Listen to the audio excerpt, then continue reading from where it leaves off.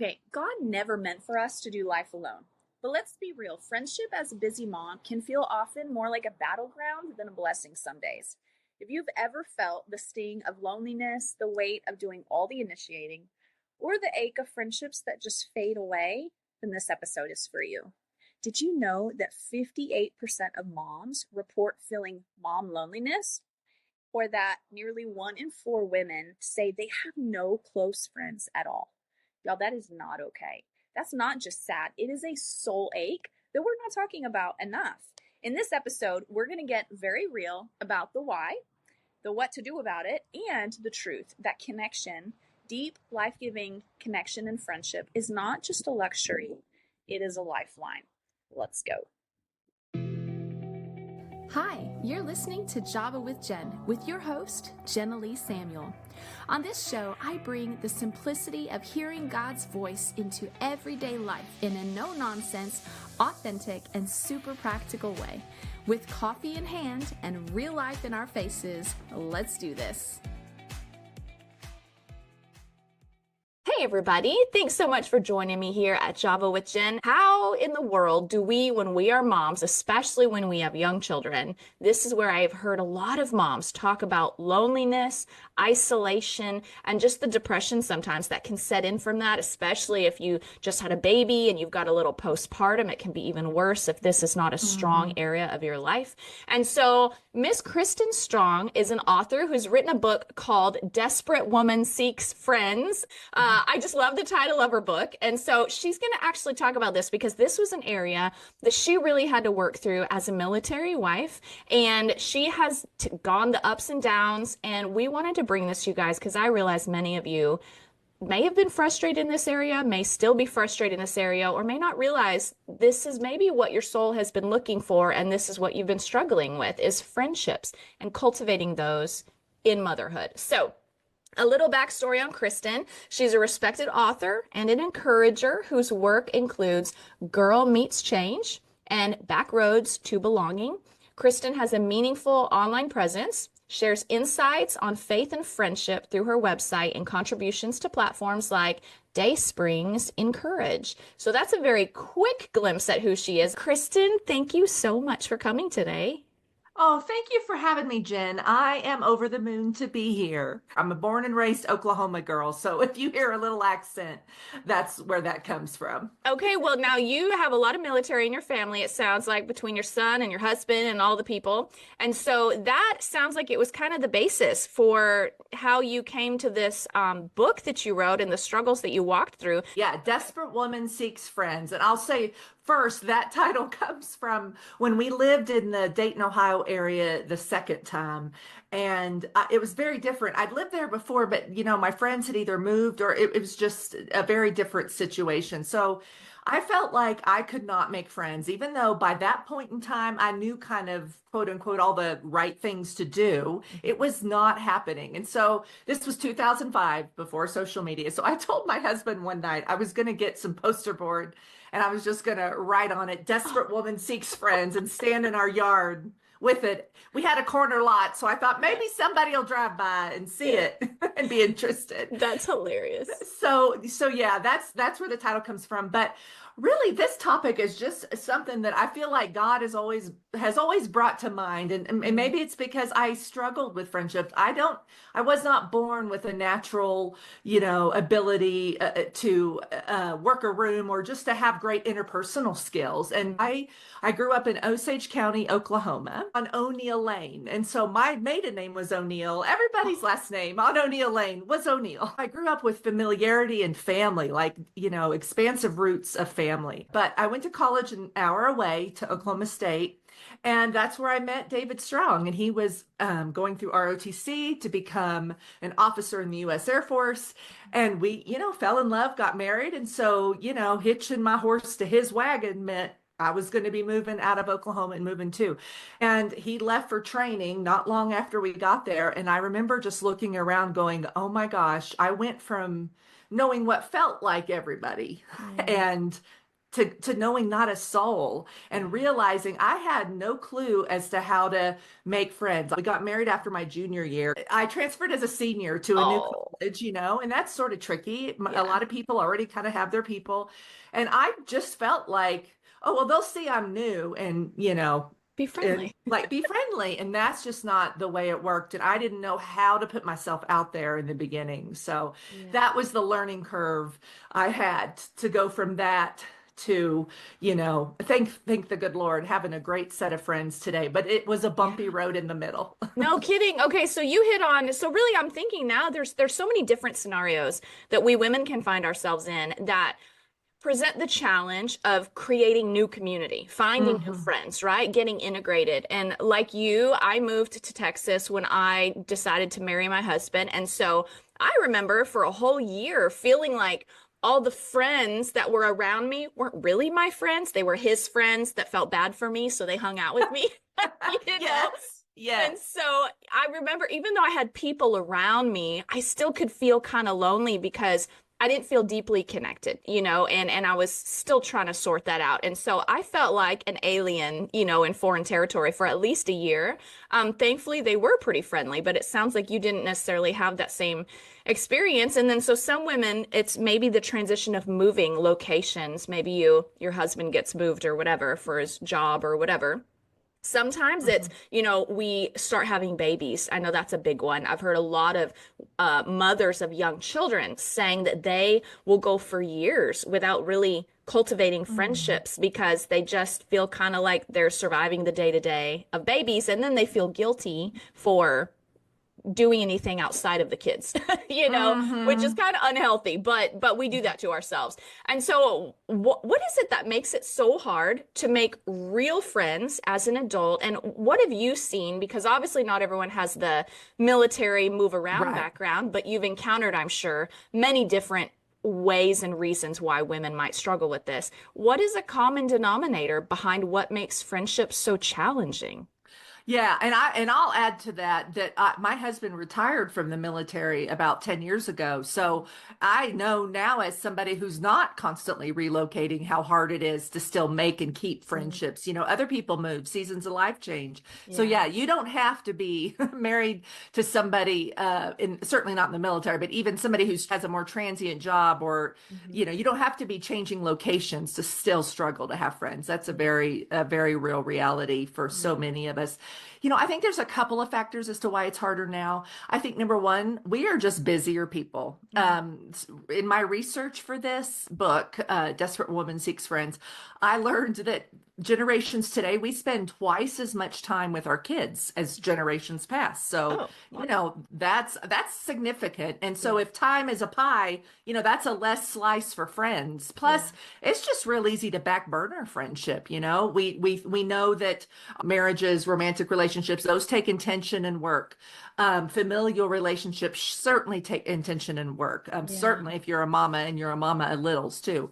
But we don't always think of that same thing with friends, but friends takes work too. It's Mhm. kind of an art and a skill that has to be nurtured, or it's just easy to like I said, let it fall off the back burner. Yeah. And so I think that's one of the reasons. And I think two, we are just more fearful of being vulnerable. And that is sort of the key thing. When I was researching this book, as like I mentioned earlier, another thing I found was this fantastic book by Drew Hunter called Made for Friendship. And he talks about how we've turned friendship into a cruise ship. Like we know a little bit about a lot of people, but what we need is a submarine. We Mhm. need just a couple of people, a few people to go deep with, and that's what makes you feel like you're set to go. You like just having a couple of friends that you feel like you can share your good, bad, and ugly with, as opposed to 100 folks that just Mhm. know a little bit about you.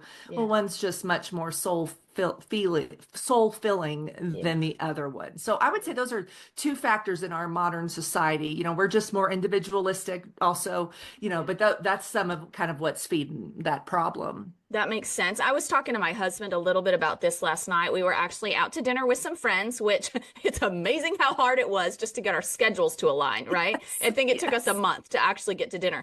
And but in the process of dinner, I was trying to share with them some, exciting things that had happened with my podcast guests I'd had on my show like yesterday. They were Hollywood legends that I got to meet and was so encouraged about.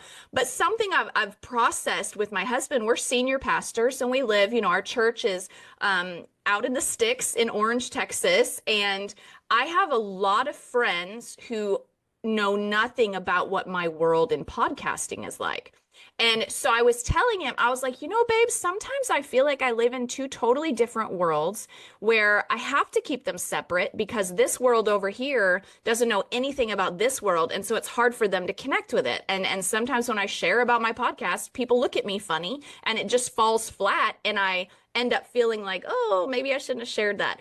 And so I share that because I think sometimes we women can experience that if we have an unusual situation in our life, maybe you're a military spouse, maybe you have someone you're caregiving for your older parents, but none of your friends are. Maybe you have a child with, who's crippled or has some kind of disorder that makes it harder for other parents to relate to you. And so sometimes maybe if we have these difficult scenarios that make us feel unique and different than the general masses, that can make it a little harder to find the people that are our tribe, if you will. Would you agree? Is that a barrier we encounter? Yes, I would say so. In fact, I would say in my earlier writing days, 10 years ago, I published my first book. Mm-hmm. And I would say it was kind of hard for me to find friends that seemed to be, and these are friends, like actual friends, but they didn't really, if I brought it up, like you said, it felt flat or like they couldn't relate or, there was just something in it, like it was just a disconnect. And so I know what helped me in that area though, is to find friends in the writing lane that did get it.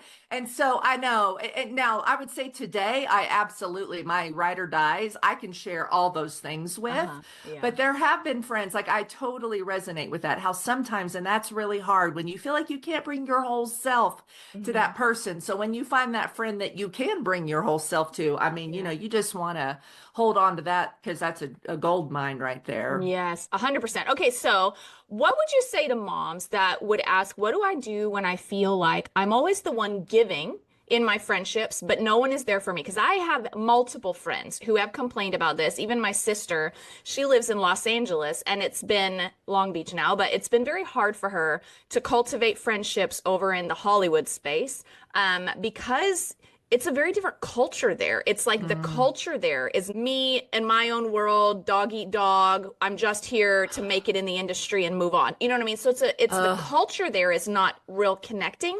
And so she feels like she has to work twice as hard to find friends or people who even want to connect, even if she initiates. And she's like, I'm just tired of being the one who's always initiating. And I've heard so many people say that. What would you say to that? Yeah. Well, I would say, first of all, I've been that person, completely understand that.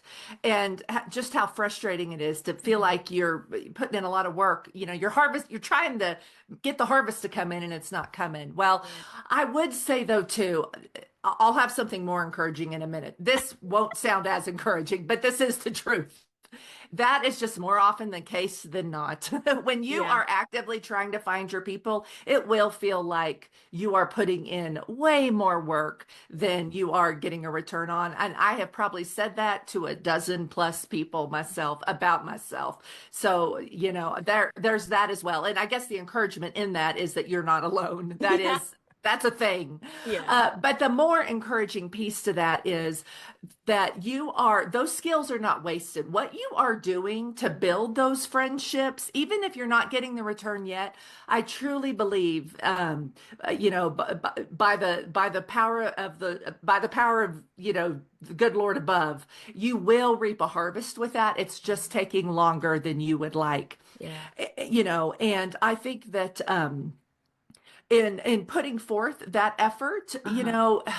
It's just one of those things that if it's a nuanced thing, because it's great to put in effort, but I would just caution, if there is one of those folks you feel like, this has been a long time coming, a long time going, I should say, and I am doing the work of both of us, then I would just encourage you that maybe that one's just not meant to be the friend in your life, and to pivot your efforts towards another potential friend. And I get knowing kind of when to fish, when to cut bait is sort of tricky. I've had friends, in extreme grief, or I've just been in a really busy season, thinking of that times when my kids were middle school, lower high school, no driver's license, but in a lot of activities. And my address was the minivan.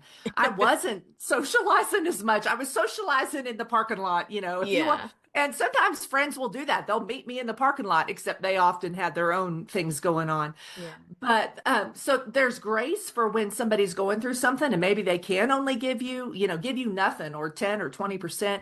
But then there's those times where you're just feeling like you keep putting in the effort. It's okay to cut bait and pivot towards those who will cherish the delight that you are. Yeah, 100%. Now, what role would you say attending church plays in the ability to cultivate friendships? How big of a role do you find that playing? Well, I mean, I can speak personally. For me, it is a big role, because our church life is an important part of our life. But I think what helps a lot with going to church, church is just a great place where you are routinely meeting the same people, and they say it takes 200 to 300 hours of time spent with somebody to develop a deep friendship. It's like 50 hours for a casual one, but 200 to 300 hours, so, you're kind of chipping away at that, a church is a great place to do that. So I would say it can be hugely impactful. However, I would also say you have to talk to people once you're there, if you're just going, sitting in the pew, and then, skedaddle, and as soon as the sermon's done, you've kind of got to put in a little bit more effort than that. Yeah, that's so true. And there's a proverb that says that he who has friends must himself be friendly. And I just remember that principle is there. Like, Scripture doesn't let us ever get away from wearing responsibility. And so what have you seen are some of the best things? Like, especially, some women will feel like, I'm tired of putting in all the effort. There's probably a point where boundaries may be necessary, like particularly if someone is a little more of a vampire friend, maybe pulling, but not really offering depth of connection. So what do you find for people who maybe they need some boundaries in some relationships, but the relationship still isn't quite hitting the spot as far as that connection that she's looking for in friendship? Yeah. Well, I know I definitely talk about boundaries in the book. Boundaries are our friends, but boundaries are also our friends' friends. And so sometimes we are on, and sometimes I think boundaries just need better PR, because our world has boundaries. If I pull up to a stoplight, it's green for me, I trust that the other cars are minding the boundary of the red light, so like that's just a part of life. And so sometimes I think boundaries, if you just look at them as they are safety zones, they are they're a way of relaying information of how available we are to other people. Hey friend, I'm interrupting the episode real quick because if you've ever thought about starting your own podcast, but you didn't know where to begin, it can feel super overwhelming. I remember. And so in order to help you, I'm hosting a live 4-day challenge to help you kickstart your own podcast the right way. I have learned there are right ways and wrong ways to do this thing. And so we'll nail down your core message, define your ideal listener, and figure out how to create episodes that really connect with and magnetize your audience. Plus, you'll get the perfect name, subtitle, and a catchy hook statement to make your podcast unforgettable. This challenge is coming up soon, and I'm offering it at a super low ticket price just for my listeners. Want to get started? Click the link in the show notes to grab all the details. I can't wait to see you there.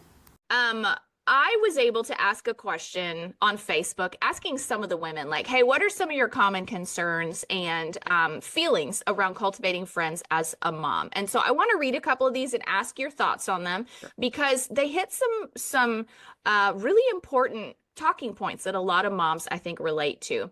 And so one of them was, she said, the struggle I had was thinking friends would just come to me, and taking a decade, which we've kind of talked about, taking a decade to realize that I have to be a friend to have a friend. If I don't reach out, if I don't serve, then we're not going to get into the grit of life and form true friendship. The huge gateway to transparency into a person is being willing to dive into someone else's mess with them and let them know you're not afraid of it. I feel like that's when real friendship occurs. She said that so well She because did. she made a great point that we lead with serving, and like vulnerability invites vulnerability. To be a friend, to have a friend, you must be a friend. So maybe speak to that idea of what serving plays in cultivating real friendships. Yeah. Well, I think just, yeah, like you said so well, Jen, being the kind of friend you want to have, that looks like, if your friend is telling you, gosh, my husband and I have not, or, we haven't been on a date in I don't know how many months. Can you use that opportunity to say, you know what? I can watch your kids Friday, and just being there for them, because I likely, it's my history that they will reciprocate at some time as well. you know, Thinking about when the friend's birthday is and just offering a birthday text. It doesn't mean you got to buy a gift, but just a little gesture that knows she's seen and remembered. If the flu is running through the house, can you just sit some chicken noodle soup on the front porch? Things like that, just small gestures done with great love just go so far to endear you to others and to be the love of Jesus to others. And there is, I'll tell you, that is awful attractive to somebody, and they're going to have a hard time being annoyed at that. That's just not going to happen. But by and large, 99% of the time, I think those efforts are wildly appreciated. And just even like after the kids are in bed, can you go on a walk together? I used to do that with a friend. After we put the kids in bed, we'd meet up for a walk, or we'd meet up at Target and stroll the aisles together. Yep. Oh, we did that. Yes, yes. And so, it just being a kind, gracious friend. I'll tell you, we these days we are all so hard on ourselves, I feel like. And we're all generally feeling a little bit like we're not up to the ideal that we now have the opportunity to see, so many people what they're doing. And so when you just do something like that out of love towards them and not expecting anything in return, although in God's economy, you're going to get a return anyway. Yeah. Like that's just going to go so far to show that person, and to show that person that, you see them, and it's a friendly gesture that really is helpful for fast tracking to a meaningful friendship. Yeah, that's true. I remember when my kids were little, my friends that I had who also had young children, I would arrange 2 or 3 times a week play dates because, especially those of us who had the privilege of staying home with our kids, we would spend the days just trying to figure out how to not lose our minds with our kids going crazy in the house, So it kind of solved that problem. It got the kids out of the house, and then we got to have some time together. So we'd meet up at the park, we'd go shopping, we'd go, wherever, the water park. And so doing things like that did a lot for making us not feel alone, and we felt like we had camaraderie in that season. But another thing that I did that I didn't realize how effective it was until I left that church was once a month or so, I would reach out to a few of the moms that were in my general season of life. And I'd say, hey, on Friday night, see if your husband can put the kids in bed at 8 o'clock or 7 o'clock. We're going to meet up at so-and-so's house, and we're going to have decaf coffee and cookies. And we're just going to do facials and talk until we're blue in the face. And they're like, yay. And so everyone would kind of arrange that Friday to leave their kids with their husband. And then we would all meet up and talk until 2 a.m. It was awesome. Yes. And it was something we did from time to time. So what were some of the things you were able to do to cultivate those friendships? Yes. Well, I had like these categories I put those things into. I love what you said, because that's exactly one of them. I had showing up, opening up, and praying up. So showing up was, showing up where people are. Yeah. Because unlike when I was a brand new newlywed, I just sort of acted like, God was just going to drop friends on my front porch. And that's just not how real life works. Yeah. I had to get out and about and put myself in cross paths where I could cross paths with people. Like we talked about church, like if you like cooking, if you like painting, joining a class, is exercising your thing, looking for potential friends there. So showing up at places where friends were, when my kids were real little, I should say, we would do like the library story time or Barnes and Noble story time, things like that, and where other moms would be, because that's the nice thing about younger kids, the mothers come with them. Then also opening up, like what you talked about, having play dates. I often did that as well. Just listen, I will make a mess of chicken nuggets and apple slices, and we moms can talk while the kids eat and then run around the backyard. Yeah. But opening up your opening up your home is so powerful, because there's something about it that is akin to opening up your heart. There's a little bit of vulnerability there that people respond well to. Just to be invited over and not have to worry about a particular meal, or even not even a meal, just if you're offering a cup of coffee, or a seat on the front porch. All people want is like a clean place to sit, and then that's it. Like they don't care about anything else. There's no need to turn yourself inside out, making your house look like a museum. Nobody can relax in a museum anyway. And I love what you said, like once a month. I think when you combine those practices with rituals, that kind of does the thinking for you. If you're like, listen, moms, the fourth Friday of the month, my house is open. Come over for decaf coffee and cookies, and we'll just sit and chat. Like then it's on the calendar, and it's it feels like less work to get it to pull together, and then you can arrange childcare ahead of time and whatnot. But also, I'm just such a big believer in prayer. When you pray to the good Lord above, you are partnering with him for his will to be done. Jesus walked this earth with friends. So if he, who was perfect in every way, if he had friends, then it is God's will for us to have friends. Scripture talks all over about when we pray in his name for the Father's will, we'll have what we receive. So the Lord wants you to have friends. You're not the exception to that. So share your wisdom with us on one thing that Taylor actually commented on my page. She said time is the biggest issue, and she gave such a great illustration of the struggle that she came to. And I think a lot of women deal with this. She said, where do you find the time when your kids are supposed to be a priority? For example, she said, I finally got invited on a girls' trip in a few weeks and arranged everything to be able to go. But my son's baseball tournament got rescheduled to when other than the only other weekend she had plans, right? So it overlapped. So now if she misses the baseball tournament to go on the girls' trip, she'll be riddled with guilt. But if she doesn't go on the girls' trip, she's going to miss out on this opportunity to cultivate these friendships that she's been working on. And so what would you say to a mom in that position? Because as moms, we want to show up at all of our kids' things. That mom guilt thing is very, very real. And I think a lot of times it's an exaggerated form of helpfulness, like it gets to an unhealthy degree. So talk about mom guilt and balancing those things. Yes. Well, first of all, I know I've been there as well and had to make that choice many years ago, but still I remember the mom guilt thing. And I would say, first of all, to her, there's no wrong choice. Whichever one she chooses is not incorrect and will be fine in the long run. I would say, the son is likely to have more baseball tournaments. So, if you go with the friends, I have a feeling he'll be fine. I bet he's got another cheering section there anyway, at the very least, dad. So siblings, maybe even grandparents, I think he would probably be fine. Yeah. However, your girlfriends will also still be there for the next one, although listen, it's like scheduling Tetris to get everything to iron out.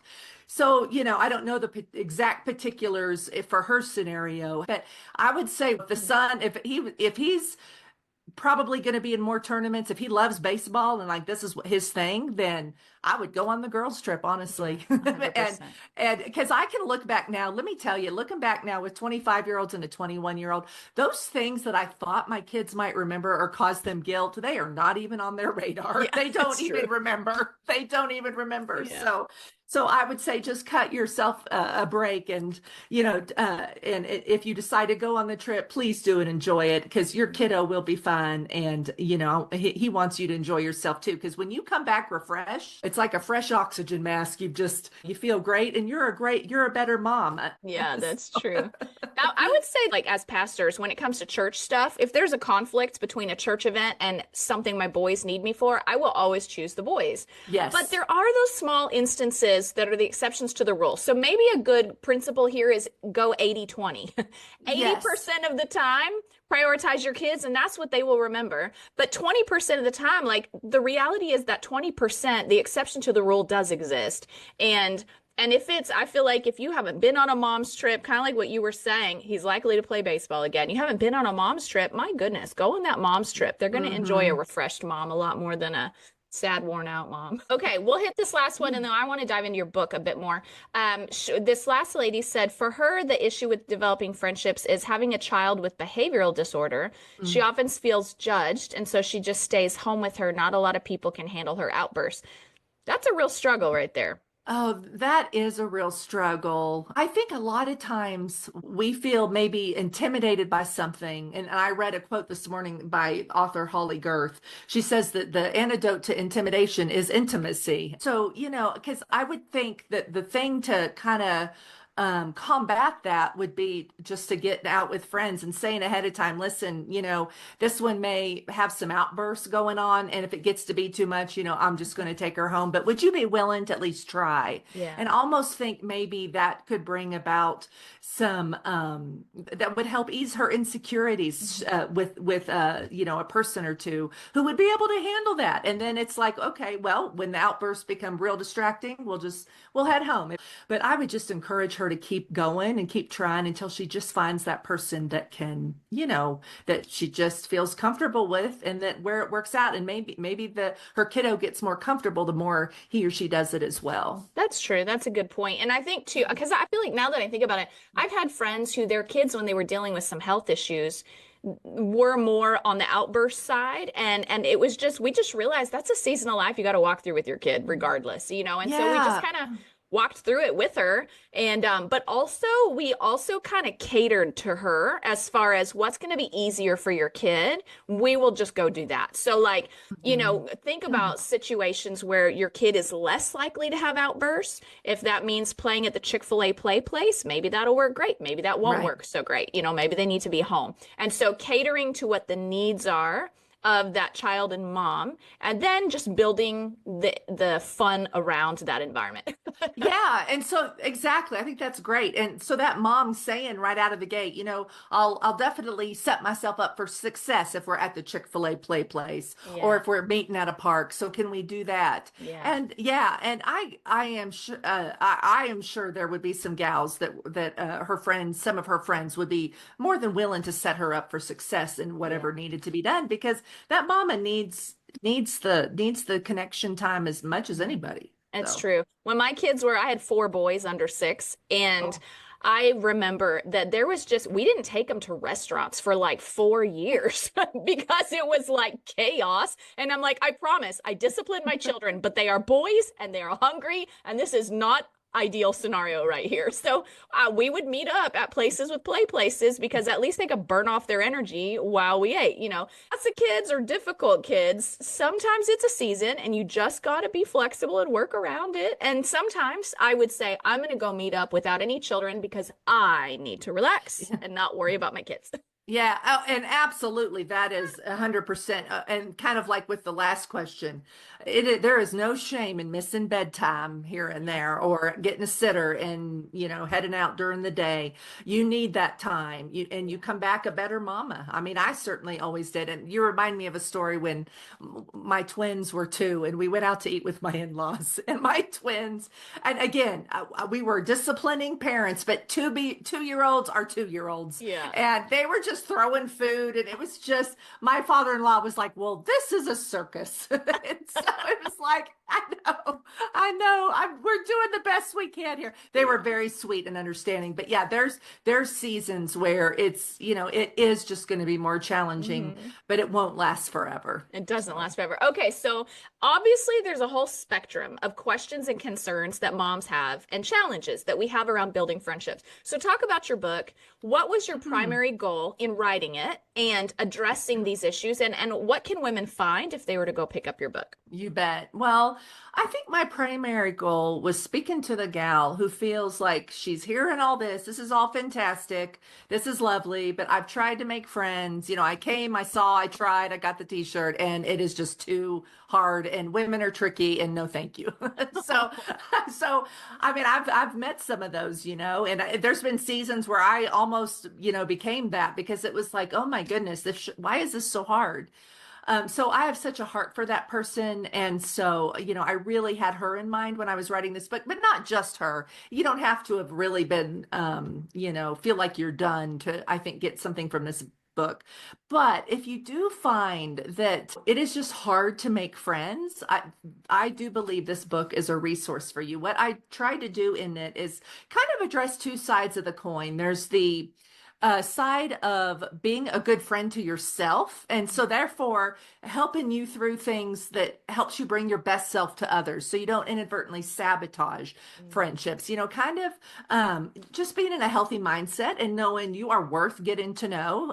You are worthy of having friends. You're not the exception to the rule, but also listen, I tell on myself more than anybody else in this book. For example, I used to have a propensity for vaulting high expectations on people. And that's, like Ann Voskamp says, expectations kill relationships. And that was often my experience. Making sure I'm aware of blind spots I might have that may be hurting my friendships, or, even, and it's stuff, I have a great group of friendships, but I'm still often thinking about, like, okay, I want to make sure I'm, for example, not domineering the conversation. I want to make sure I'm a good listener as well. And it's not just, here's Kristen's diary every time we're together. Also, how to be a good friend to others. And so, and that looks like dealing with, mean women, because let's not pretend like mean girls go out the window after high school. That still happens. But also, like, when a friendship you loved and cherished ends. And so I have a chapter called When a Friendship Ends Without Your Say So. And because that's just I've had a couple of those where it hurt more than, I think, like breaking up with my high school boyfriend. You know what I mean? It was just really painful. Also, how to deal with boundaries, how to, what to do to level up your friendships and be a good friend. And also just to know that at the end of the day as well, that we are going to fail each other. So how do we not get wrapped up in, cutting a friend off over a garden variety mistake? That's Pope Francis had said we live in a throwaway culture, and sometimes our friendships are the casualty of that. We're not necessarily as forgiving. The cancel culture and all of that plays into that. But also, at the end of the day, that Jesus is our only friend who will never fail us. And so cultivating friendship with him, because let me tell you, nothing helps my friendships with people than me working on my friendship with Jesus. That is what will absolutely make you a better friend to others. That's so true. That's so good. Your book sounds so robust and practical and rich, and it sounds like you cover all the bases. And I realize in this episode, we've kind of focused in on motherhood and friendships, because that's the people I usually hear talk about it. But do you address it for single women as well? Like people who maybe they're not a mother, but they're still struggling with cultivating friendships? No, it is whether you are 18, single, married, widowed, it's for anybody. Okay, excellent. Well, then those of you who are listening, it sounds like this would be a great book to get. If you have struggled with cultivating friendships, which, let's be honest, I think we all have at some season in our lives. We all have for various reasons. And so it's always good. Like Kristen was just saying, it's good to get a refresher on, am I being a good friend? Sometimes we develop habits or hurts that do unknowingly sabotage the quality of our relationships. And it's good to sometimes get a fresh take and self-evaluate and go, oh, this was some really good tools in here. So go check out that book. If you know a friend, or you know someone who's maybe that is one of your friends that has been struggling or feeling lonely, maybe grab her this book and see if it'll just encourage her soul and make her not feel quite so alone in the journey. So, Kristen, thanks so much for sharing all of this. Where can people find your book? Oh, you bet. Thank you so much for having me. And they can find it wherever they like to buy books: Amazon, Barnes and Noble, Christian Bookshop. Also, you can check out my website, KristenStrong.com, and that's Kristen. At KristenStrong.com, I have information on that book and my others as well. Okay, excellent. Well, thank you so much for coming on here and talking about a topic that we haven't tackled before, but is so relevant and so important. So thank you for your heart here and what you're sharing with the women. Oh, thank you for having me, Jen. It was just such a pleasure. Absolutely. Well, you guys, thanks so much for listening. Share this episode with a friend. We kind of hit all kinds of different concerns around friendship building and having friends. And so hopefully this was just kind of like a smorgasbord of delightful tastes around the topic of friendship. Make sure you're subscribed so you don't miss next week's episode, and we'll see you next week. Bye-bye. Thanks so much for tuning in to today's show. Listen, let's stay connected. Come follow me on Instagram at Java with Jen, where you can follow the latest and say hey. It's a really great way to stay in touch. Many of you have also asked how you can support the show. You can make donations through the Anchor app or on Patreon, or of course by sharing, rating, and reviewing on social media and iTunes as well. Your heartfelt feedback always reminds me why I do this. Also, don't miss our merch store, where you can get super cool Java with Jen swag and coffee. Find it at javawithjenmerch.com. Until next time, remember, hearing God's voice is simple, and He wants to be a part of your everyday life. See you next week.